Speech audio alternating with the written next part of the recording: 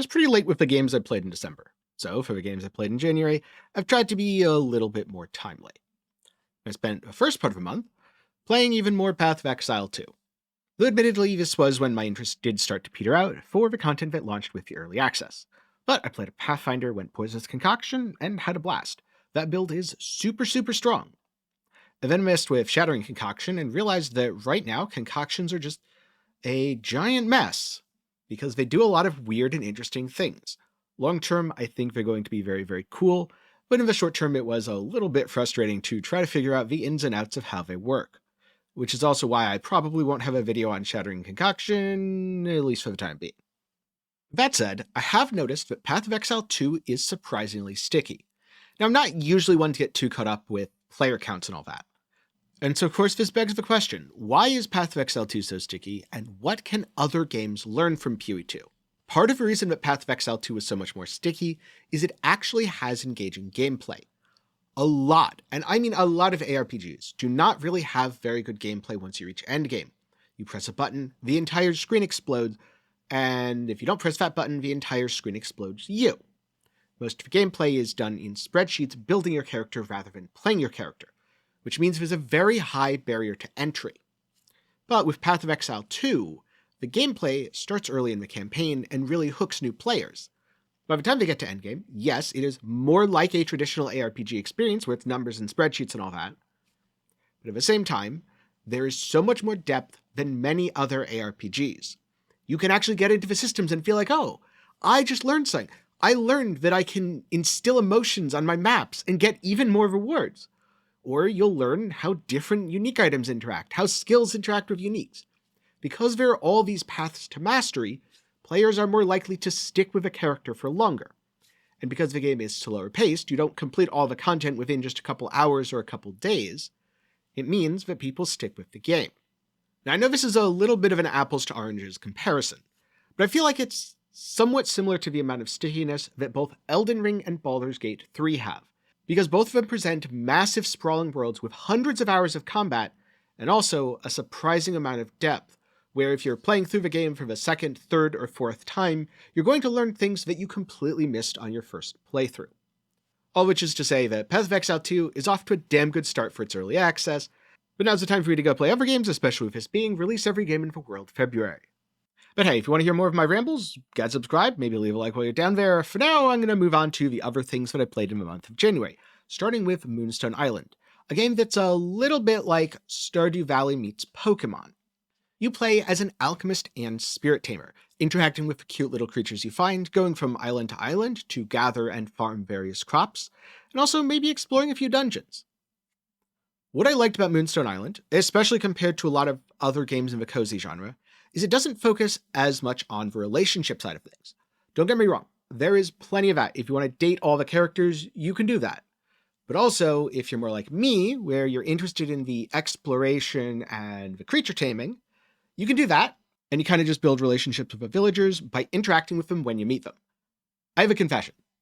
I am a terrible friend / everything to everyone on Moonstone Island, and I did not remember a single villager's birthday. Actually, no, that's a lie. I think I remembered literally one villager's birthday once, and forgot everyone else's, and it was fine, because as long as I remembered to talk to them and give them the occasional gift, and also go on a date with a couple of them, I was still able to build those relationships, which left me with plenty of time to collect all the cute little spirits, focus on raising their stats, trying out different movesets, and having a lot of fun with the game. Now, in the very near future, I'm going to come out with both a review and a beginner's guide. I don't 100% know when, let's just say the month of February, because I've got a couple other projects going on that I'm also trying to fit in soon. And then last up, right at the very end of the month, but you know what, I'm counting it, because it was the very end of January, I played a really cool new ARPG called Reality Break.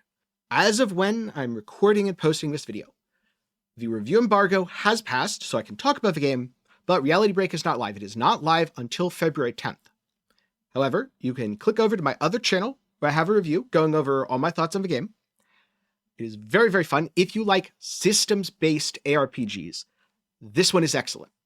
In other words, you're going to spend a lot of time picking up items, looking at stats, making builds based on how they interact, and also doing quite a lot of crafting. Now, in addition to this, there is a story.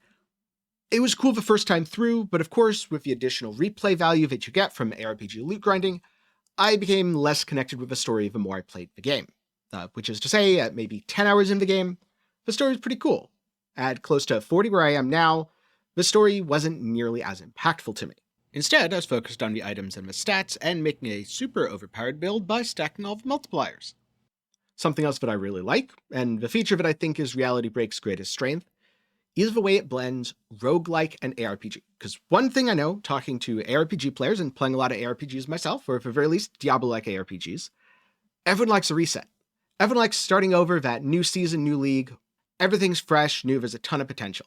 And Reality Break captures that perfectly, because anytime you want, you can just press the restart, enter a new cycle, and you get that league start experience.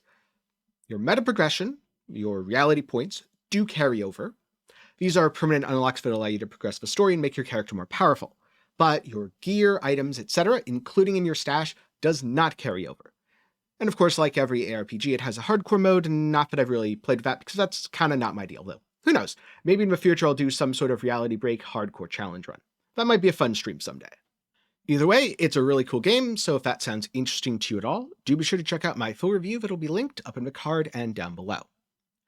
Now last up, I want to start using these videos as a little bit of a monthly update on, I don't want to say the state of the channel, but just other stuff I'm doing, other things I want to talk about that don't feel like it really fits into any other video and isn't worth making a video on its own.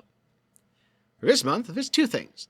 First up, yes, I am very interested in Eternal Strands, and I'm going to be playing it, probably right after I finish editing and recording all this, or at the very least within the next couple days. Gonna try to fit it in before the Civ 7 release, and then I'll be giving some of my thoughts, so keep an eye out for that in the February video, get subscribed to all that fun jazz. Second of all, as I've been making more game reviews, I've realized something. I don't quite like the format that I was using for game reviews. Yes, I know, it's absolutely shocking that I would change something that I'm doing in terms of my YouTube videos and channel. Now, because I've already finished scripting and recording and, for the most part, editing the Moonstone Island video, it is going to be in that older style. But going forwards, well, number one, I don't know if I'm actually going to stick with ratings on reviews. Gonna see, I'll keep experimenting with that one. What I am going to do is break the review into 3 distinct parts. The first part, focusing on the game and the more emotional aspects. How does it feel to play? What did it make me think about? Is it sticking with me, or did I forget it as soon as I closed the game? Part 2 is going to be more about what the game is. The systems-driven approach. How do the mechanics work? Is there crafting? How does the crafting work? What do the stats mean? Are the stats interesting or are they boring? And then part 3 is going to be a verdict, or you could say the analysis portion, where I say, hey, do I like this? Do I recommend this? Do I think this is good? Do I think this is bad? What do I like? What do I dislike? Going forward, all of my reviews are going to have those 3 parts. They may have timestamps, they may not. We'll just have to see. But anyway, those are my last couple talking points. For now, I'm going to get going. Thank you very much for watching to the end. Let me know down below what you've been playing in January or February. Thanks again, and I'll see you in the next one.